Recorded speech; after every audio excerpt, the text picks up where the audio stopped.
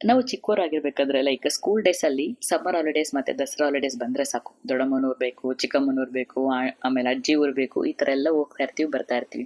But ಒಂದು ಸಟನ್ age ಅಲ್ಲಿ like ನಾವೊಂದು ಜಾಬ್ ಮಾಡ್ತಾ ಇದೀವಿ, ಇಲ್ಲ ಮದ್ವೆ ಆಯ್ತು ಅಂತಂದ್ರೆ ಮುಗೀತು, 2 ವರ್ಷ 3 ವರ್ಷಕ್ಕೊಂದ್ಸರ್ತಿ ಹೋಗ್ತೀವಿ, ಇಲ್ಲ 5 6 ವರ್ಷಕ್ಕೊಂದ್ಸರ್ತಿ ಹೋಗ್ತೀವಿ, ಬೇರೆ ಬೇರೆ ಟೈಮಲ್ಲಿ ಸಿಗ್ತಾ ಇರ್ತೀವಲ್ಲ, ಹಂಗಾಗಿ ಹೋಗೋದು ಕಡಿಮೆನೇ ಆಗೋಗ್ಬಿಡುತ್ತೆ.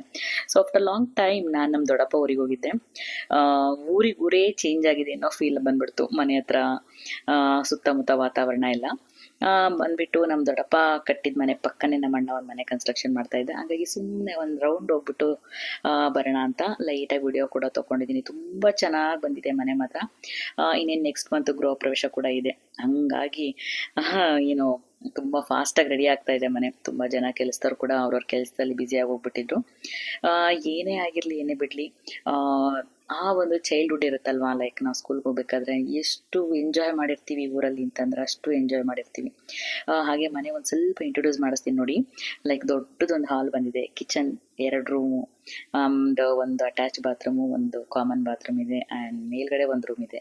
ನಾವೆಲ್ಲೇ ಇರಲಿ ಬಿಡಲಿ, ನಾವು ವರ್ಷಕ್ಕೊಂದೆರಡು ಹಬ್ಬ ಅಂತ ಬಂದರೆ ಊರಲ್ಲಿ ಹೋಗೇ ಸೆಲೆಬ್ರೇಟ್ ಮಾಡ್ತೀವಿ. ಅದಕ್ಕೆಲ್ಲರನ್ನೂ ಇನ್ವೈಟ್ ಮಾಡ್ತೀವಿ. ಆರಾಮಾಗಿ ಬಂದು ಉಳ್ಕೊಂಡು 1 2 ದಿನ ಎಂಜಾಯ್ ಮಾಡ್ಕೊಂಡು ಹೋಗ್ಬೇಕು ಅನ್ನೋ ಇಂಟೆನ್ಷನ್ನು ಎಲ್ರದ್ದು ಕೂಡ ಅಲ್ವಾ. ಆ ಇಂಟೆನ್ಷನ್ ಎಲ್ಲ ನಮ್ಮ ಅಣ್ಣ ಸಣ್ಣ ಮನೆ ಬೇಡ, ಸ್ವಲ್ಪ ದೊಡ್ಡ ಮನೆ ಇರಬೇಕು ಊರಲ್ಲಿ, ಎಲ್ರೂ ಇನ್ವೈಟ್ ಮಾಡ್ತಿದ್ದೀವಿ ಅಂದಾಗ ಅವರು ಕಂಫರ್ಟಬಲ್ ಆಗಿ ಇರಬೇಕಲ್ವಾ, ಆ ಥಾಟಲ್ಲಿ ಇದೊಂದು ಮನೆ ಕಟ್ತಾ ಇದ್ದಾನೆ.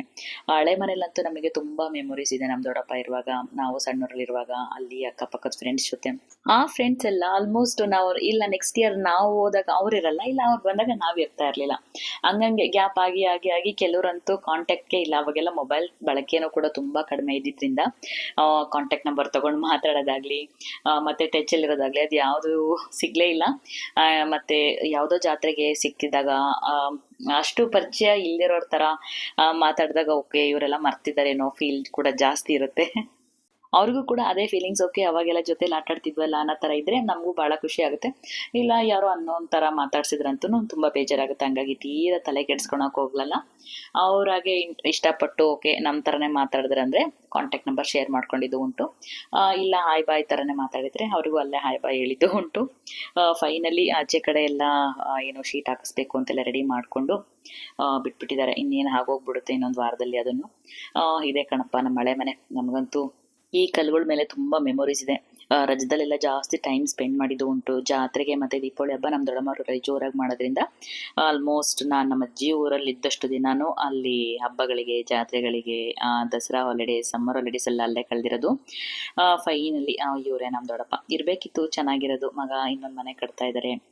ಇವ್ರು ಇರಬೇಕಿತ್ತು, ಇದ್ರೆ ಇನ್ನೂ ತುಂಬ ಚೆನ್ನಾಗಿರೋದು. ತುಂಬ ಪ್ರೀತಿ ಕೊಟ್ಟಿದ್ದಾರೆ ಎಲ್ಲರಿಗೂ, ಆ್ಯಂಡ್ ತುಂಬ ಜನ ಸಾಕಿದ್ದಾರೆ ಕೂಡ ಇವ್ರಿಗೆ. ಫೈನಲಿ ನಮ್ಮ ದೊಡ್ಡಮ್ಮನ ಮನೆ ವಿಡಿಯೋ ಮುಗಿಸ್ಕೊಂಡು, ಯಾಕಂದರೆ ಹೊಸ ಮನೆಗೆ ಶಿಫ್ಟ್ ಆದರೆ ಇಲ್ಲೇನು ಇರಲ್ಲ ಅಂತ ಗೊತ್ತು, ಹಾಗಾಗಿ ನೆನಪಲ್ಲಿ ನಾನು ವಿಡಿಯೋ ಇರುತ್ತೆ ಅಂತ ಅಂದ್ಕೊಂಡು ವಿಡಿಯೋ ಮಾಡಿದೆ.